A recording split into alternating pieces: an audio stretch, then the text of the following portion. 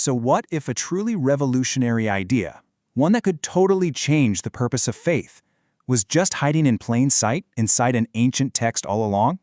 Okay, let's dive into this. We're going to explore the story of Nichiren, a Japanese monk from the 13th century who uncovered a profound truth that completely redefined his life's mission. Now, what's so fascinating is where this whole story kicks off, with a puzzle from his own life. He actually wrote these words himself, and they point to this deep personal contradiction. See, on one hand, he was convinced he had this amazing spiritual past, making offerings to countless Buddhas. But on the other hand, here he was, born into a pretty humble, ordinary life. So this became the central question for him. It was a kind of karmic puzzle. If he'd done so much right in his past lives, why was his current life so far from the elite? Why was he, in his own words, poor and lowly? And figuring this out wasn't just some intellectual exercise for him. It was going to lead him straight to the heart of his life's work.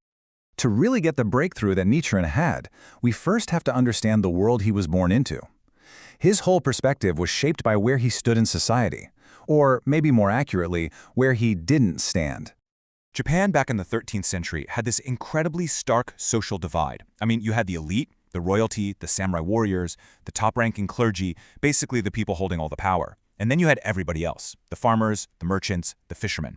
Nichiren, he was firmly in that second group, not even close to the first. And this right here is the crucial point. Being an outsider, well, it wasn't a disadvantage. It was his lens.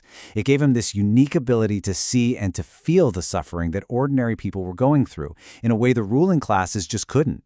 This empathy, this became the fuel for his entire spiritual quest. Okay, so let's see how this unique perspective led him to his big breakthrough. It all started when he began studying a key Buddhist text, the Lotus Sutra, but with fresh eyes. He started to question what everybody thought they knew about the sutra's power and what it was really for. You see, at the time, a lot of people, especially those in power, saw the Lotus Sutra as a kind of spiritual tool, almost like a magic spell. They believed its power could be used to get worldly results, make it rain, win a battle, maybe even change the course of history. It was all about controlling the external world. But Nichiren started to wonder, wait a minute, what if everyone is missing the point? What if all this focus on worldly power was just a distraction from the sutra's real purpose? What if its true strength wasn't about controlling events at all, but about something else?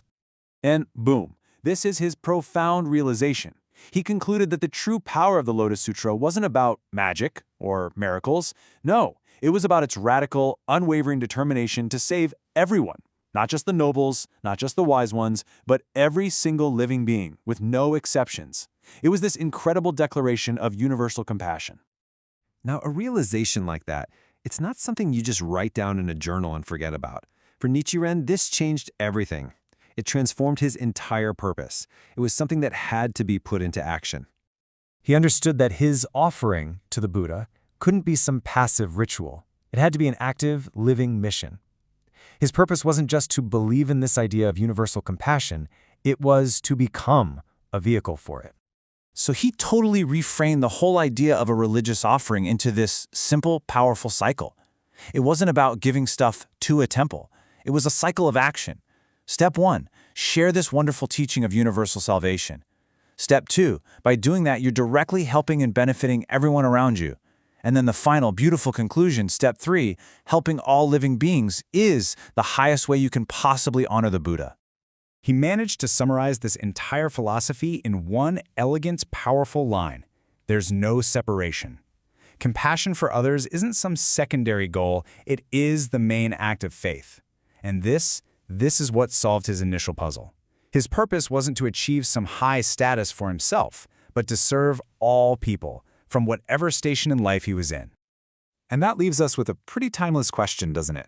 Nichiren's journey shows this massive shift, from seeking power over the world to finding power in our compassion for the world.